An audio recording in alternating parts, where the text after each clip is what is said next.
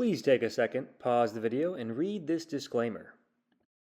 Today we're taking a look at 3 exercises that I gave to my grandmother that she could do in bed to help treat some impairments that she had. Now, as always, you shouldn't be performing these exercises unless you've been cleared to do so by a medical professional. Now, I perform what's called the lower trunk rotations the exact way you see me do them right here. I have my arms out to the side, I bring my knees, holding them together, going side to side, gently touching the side of the bed, going left and right. And what I'm doing with this is I'm really focusing on trying to open up my lower spine, my lumbar spine. And this is going to go all the way up and into my thoracic spine as well. But this is one of those great things I like to do first thing in the morning, just get my spine moving. Now, for my grandmother, this was really helpful because she too was having issues with her lower spine mobility, and this was something that after assessing her, I knew she could benefit from. So here it is from a different angle. And you can see here that all I'm doing is bringing my knees side to side, keeping my shoulders nice and flat on the bed, introducing nice, gentle, controlled mobility into the lumbar spine, into the thoracic spine, and then maybe a little bit up into the T-spine if I start moving my neck back and forth, going with my legs, but I'm not doing that here. Again, this is one of the great things that you can do first thing in the morning if you've been cleared to do so, because you're already in bed, and all it takes is you bring your arms out to the side, bending your knees, planting your feet, and then just bringing your knees side to side, nice and gently. I dose these for myself for 3 sets of 10, and it's just one of the first things I like to do in the morning to wake up my low spine and get ready for the rest of the day. Now, in a moment here, we're going to move on to the next.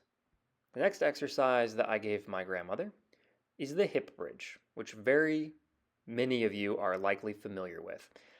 There's one caveat. I start with a posterior pelvic tilt before I drive through the heels, through the hamstrings, through the glutes, and then bring my hips up and off the bed. Now, what is a posterior pelvic tilt? It's exactly what you see me doing here right before I lift off of the bed. It's that tilt.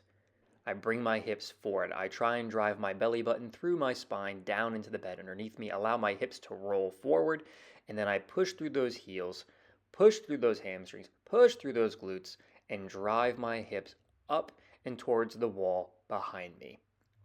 Now, I like to hold these for just a second at the top, like you see me doing here, and I like to bring them down with control. Here it is one more time. There's that tilt. There's me driving the hips up and towards the wall behind me. Now, I like saying up into the wall behind me because that helps me get maximal hip extension. A lot of the times, if I don't say this to myself, I'll only go part way and I won't use my full range of motion. Now, all of these are pain-free for me. These are all just waking things up. This is waking up my glutes. This is waking up my hamstrings. And it's waking up my core a little bit because that posterior pelvic tilt has me contracting my abs just a little. And this is a motion that I use in a lot of activities. This isn't just something I do with hip bridging. I also activate my hips the same way when I'm getting ready to do squats later. So this is one of those foundational movements I find myself doing a lot throughout the day. And I like doing it first thing in the morning just to wake everything up. Now, the last exercise that I gave my grandmother was the straight leg raise, which is exactly what you see me doing here. Now, you notice me relaxing in between each repetition, and there's a reason for that. I'm letting my leg completely relax, then I'm activating my quad, trying to drive that knee down into the bed underneath me, and then bringing my whole leg up as a unit.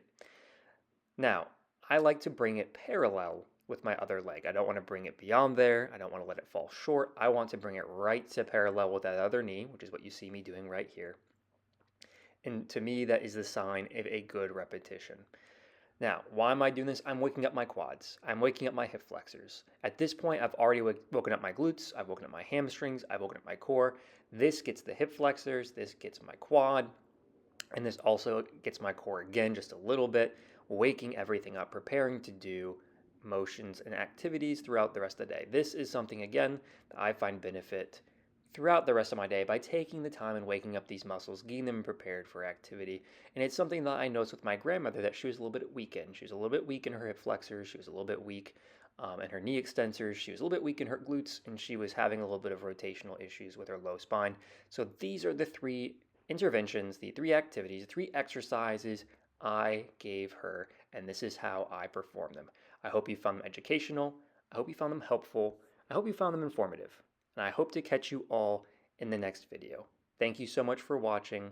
Please consider subscribing and following this channel. And please consider liking the video as it really helps with the algorithm. I'll catch you all in the next video.